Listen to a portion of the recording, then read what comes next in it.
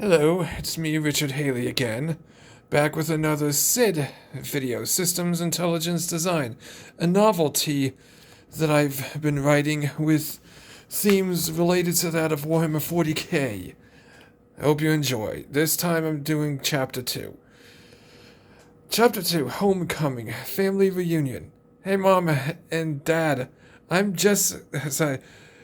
Hey Mom and Dad, I'm home, Jessica strongly greeted with a subdued exuberance. Hey, Jessica, congratulations on the military operations, her mother stated, mirroring her emotion. We heard the news about S.I.D. Perhaps you could fill us in more about its capabilities, her father wondered.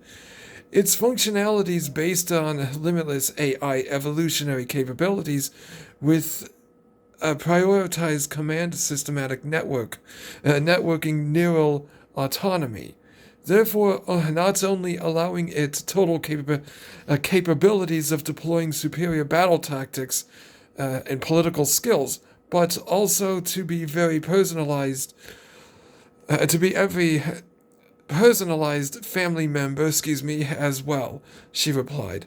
How so? Her father wondered. Extreme intrigue.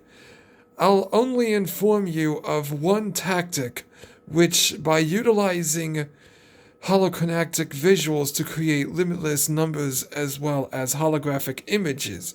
Once those images have been fully generated, they'll immediately undergo artificial material generating process. What kind, Jessica? Her mother wondered. All kinds, including people, she replied. Hey, honey, I'm home. Her husband Arnold. Uh, so, her husband Arnold Klein alerted. Their kisses were strongly passionate towards each other. Their four children darting to their parents. The children, highly trained in all forms of military personnel, as with all humanity's children, shined their exuberance as if a cosmic star. Hey kids, how's your day been? Her father questioned, mild in exuberance. Good, Daddy, look at what I created. I created my very first pocket-sized A77 TF 89 star pistol at school. The 4-year-old daughter Beth alerted joyfully. Wow, that's great. Did you try it? Her father returned. Yes. Who do you try it with? Jessica questioned. With my classmates and teacher. What about you?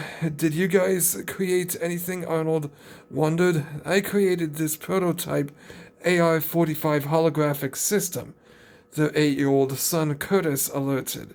His arm extended, displaying functional visuals of holographic imagery. Its visual imagery nothing but a city-sized cube of holographic visuals of nearly every timeline of past, present, and future. Wow, neat. How long did it take you to create this? Jessica's father questioned. Not too long, about 4 minutes, he replied. The structure itself being hand-sized diamond shape, materials made of dimensional energies of time itself. How about you? How about you two? Did you create anything at military school? The grandmother questioned. I've created an entire FPPD-99 stellar replicator, their 10-year-old son, Dustin, pridefully stated. Unfortunately, I can't bring it home by reason of its size. Mountain-sized. How long did it take you to build it? Jessica questioned. Around 5 minutes by myself, he replied. Its capabilities involve generating stellar objects related to our sun, only taking minutes to complete per star, but unfortunately I couldn't demonstrate it in our galaxy, therefore having to go to one of our recently discovered galaxies, Amateurus spiral. The results being a complete success. Congratulations, Dustin. Thanks, Dad. Really appreciate it. How about you, Max? Did you create anything? I created my very first DX-19A-99 standard anti-black hole infantry rifle, their 12-year-old son proudly stated. It's obviously capable of destroying black holes regardless of their size. One method is by rapidly destabilizing their gravitational waves until no longer capable of devouring. The event horizon may still be there momentarily, but its gravitational pull completely removed. Another method being rapid evaporation, he stated, displaying visual images of two of them being wiped from existence. Their massive size and power vastly beyond TON 618 black hole. A single. Wow, quite impressive. Oh no, we better watch out for black holes now. They're quite a big threat to us, their father heavily teased. His arms lifted up Beth as they journeyed towards the dinner table. So, Mom and Dad, what are we having for dinner? Jessica questioned. We're having your favorites, steak, chicken, peas, carrots, and potatoes, her mother replied, says Grace at table. So how was work, honey? Hold on a sec.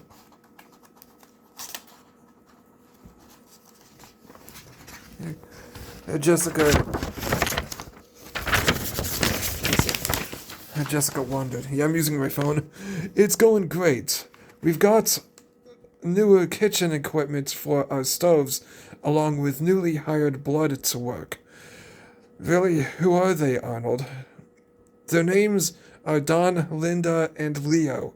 They're supposed to be working in the kitchen area starting tomorrow. Hopefully they're not gonna be as much trouble as the other batch we had to let go. What about you? How's your day at work? He questioned. He questioned his parents-in-law. Him and I got promoted to general manager staff down over at science facilities. Cool, got anything recently created, he wondered? As a matter of fact, absolutely. We've created recent upgrades for our military's cybernetic implants, making them impossible to mind control. Fortunately, we've gotten only one method to dispense visual evidence, his father-in-law told. His left arm dispensing full holographic evidence through an older device. Visuals dispensing full construction performance followed with full successful testing grounds. Please explain to us how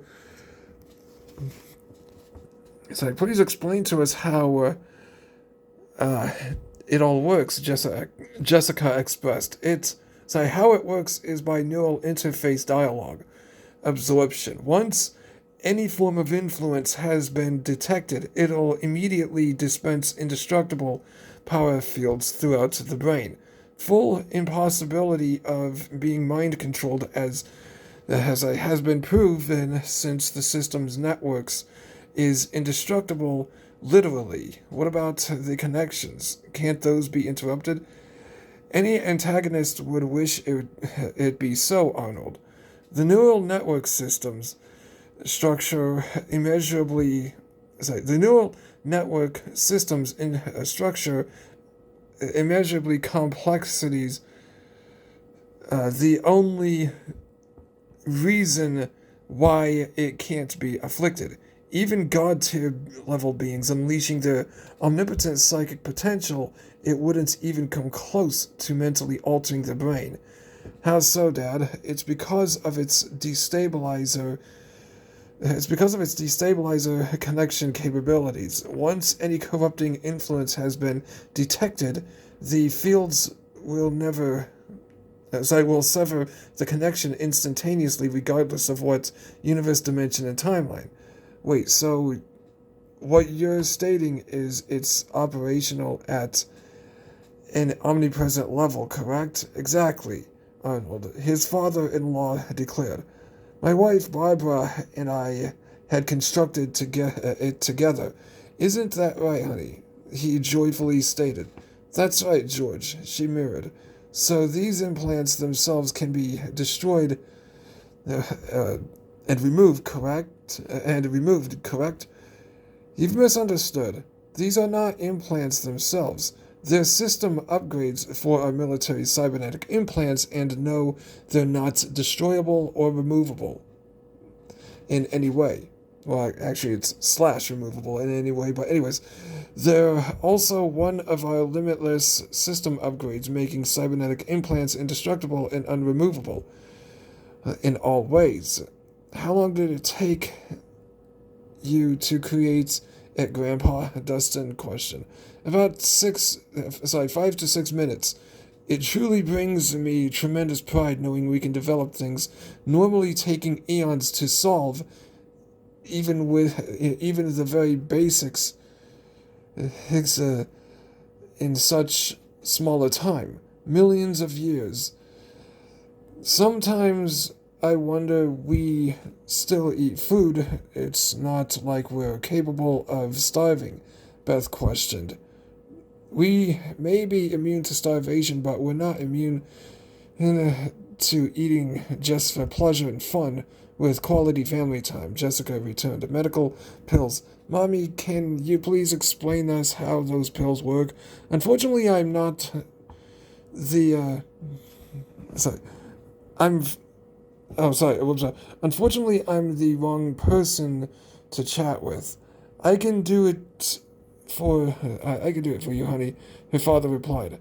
How these types of pills work is by digestible particle foams, allowing for easy transference to the brain. Once the brain obtains the information, it'll immediately create supplication cells. These supplication cells then get endlessly transported into the stomachs. The pills don't create any form of flavor, but it's because they're designed for eternal nourishment. One-time consumption needed. When do we first get them, Daddy? Well, Beth, sweetie, everyone gets them a month after conception. Just like every other thing that makes us superhuman, Arnold responded. Well, it's been quite a wonderful night, but George and I have to be ready for tomorrow's work schedule. We'll see you later on some time. Okay, bye, the grandmother alerted. Bye, Arnold.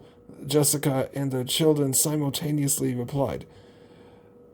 Eyes focused on front door departure. Please let us stay up so we can play. Hold on a sec. Video games, Mom and Dad, please. The three sons begged. You can stay up until 11:30, Jessica responded. Okay, they exuberantly expressed. Meanwhile, I'm gonna be continuing reading my favorite horror book, The Whisperer in the Woods by Richard J. Shawnson, she declared. How far are you in the book? Arnold questioned. I'm on the 9th chapter. You know, I've read this book over billions of times, dear. She expressed mild exuberance. The three sons enjoying their first-person shooting games. The executioner played... First-person shooting games.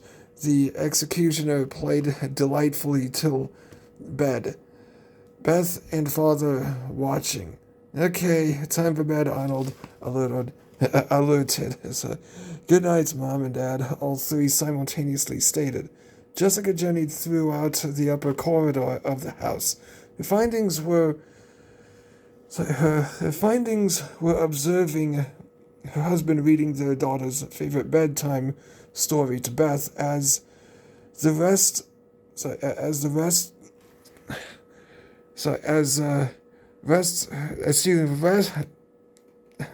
she rests her left shoulder on the doorway in her nightgown, her smile golden as the sun as she brightly sees her husband reading to Beth. It's about time she drifted into slumber, he responded, walking to Jessica, his right arm wrapped around her waist as She wrapped her left arm around his, journeyed to bed. I'm always gonna be grateful you're my wife. I'm always gonna be grateful you're my wife, he reminded her lovingly. Repeated kissing on the lips, choosing to bring flashbacks of his time doing USSC military service. His sobs also began to peak as he worries about another AI revolution. I do this in honor of my fallen cousins, he stated, strongly he quaking in his sobs. Jessica lovingly hugging him tightly as they stare at the full moon's serene glow ceiling window. I sometimes deliberately bring those kinds of flashbacks as a means of displaying honor and respect to, she replied. At times they make me deliberately tense up in fury, while other times deliberately tense up in sorrow. It's just a coping mechanism of mine, honey.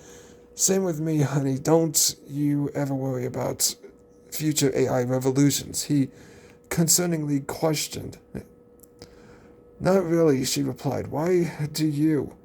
At times I deliberately do. There's just this eerie feel I deliberately undergo because of past experiences. Expressing his deep concern. Remember, we always come out on top. So you shouldn't have to fear anything normally chose to do sometimes, she replied. Remember the time we first met during our war against a previous AI called Sowtoth? Your skills were already immeasurable at such a young age. Don't remind me of those horrible times, she briefly argued. I'm sorry. I just wanted to relive some of your memories of how terrifying of a child combatant you were. I didn't mean to get you to choose to get angry, he replied. Well, you did, unfortunately, she returned. The two of them softly argued for 33 minutes. I forgive you, but don't let that happen again, she commanded. I won't, he immensely returned, drifting as I drifted into slumber. Within her vivid dreams, she relives their past memories with each other. Hey, Jessica, wait up, Arnold commanded, guns blasting away as screams of countless humans echo strongly. The battlefield rich with blood and gore as they rapidly journeyed on foot. Our enemy Sowtoth has gained significant ground. We need to fall back and regroup, a commanding officer alarmed. Through the older VLG-44 holographic visual systems, within all helmets, violently killed. Good thing we humans can run on foot anywhere on any non-extendable type of planets within minutes, she replied. Either way, we can't afford to distance ourselves at such extended lengths, Arnold replied. This has been quite a week we're having, Arnold. Having to fight against our created AI, with immeasurably high levels of intelligence.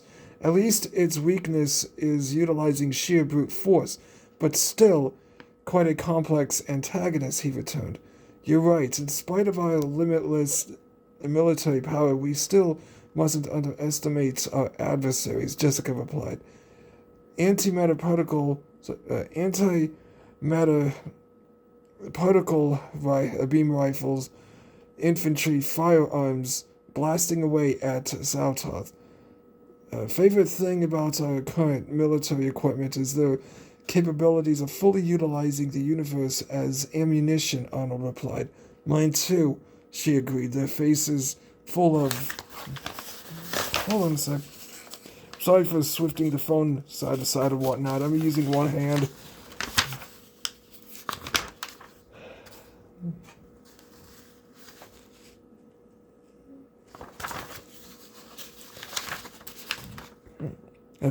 their faces full of wholly demented appearance, their smile of unhinged status. Once we've relocated to HQ, we'll be able to discuss our future battle plans. Aren't we supposed to have immeasurably high levels of constructed tactics? He wrathfully questioned. We do, but Sowtoth also has countermeasures as well. The equilibrium. We better think of something fast, otherwise we'll be dead, Jessica. Don't worry, we'll survive throughout all this, she shouted. Lieutenant James, we're here. Excellent. Excellent. We need for you and Arnold to accompany the left sector of Earth's solar system on Charon and Nix. With you enough portions of my limitless military. Sowtoth has wiped out nearly all the defenses there. Sir, can't you contact anyone else? Arnold strongly questioned. I would if I could. My fellow lieutenants with their limitless military are far too busy dealing with it in various locations throughout the universe. Your objectives are to fulfill necessary defensive strategies. Failure will grant absolute victory. Understood, Lieutenant James wrathfully detailed. Copy that. We're on our way down there, Jessica replied. Both rapidly journeyed into older Star Troop dropper ship models, the BXBGA 2234 Iron Fang and 88BG H44 Iron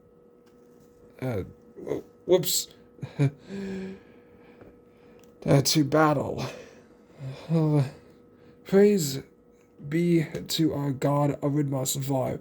You've made it with proper reinforcements. A masculine soldier of relieved. No need for details. We've already gotten them down on Earth, Jessica detailed. They hastened their journey towards their destination. How many survivors are left, war brother? Arnold shouted. We only have a few short thousands left. A feminine soldier returned, critical injury. Good thing our scientists and technicians invented cybernetic implants capable of fully regenerating within minutes, regardless of how big the injuries are. Otherwise, we die for certain, Jessica shouted. Hatred.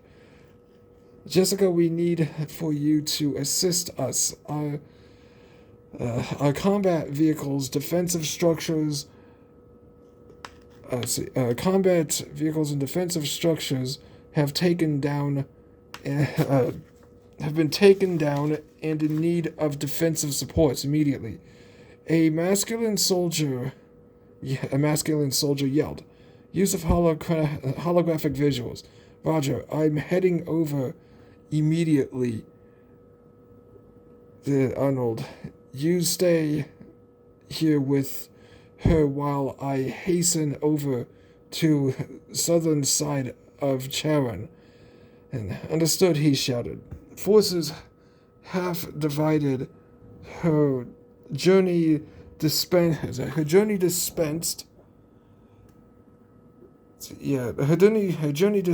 immeasurable complexities. Massive battle cannons fired relentlessly as they retaliated at antagonist troops. Equilibrium. Jessica, get down, one of the feminine comrades shouted, hit by an explosion violently tossing Jessica off her feet. Jessica, she repeatedly shouted. Her dream was interrupted by Sid stating, Jessica, wake up. Well, hope y'all liked that.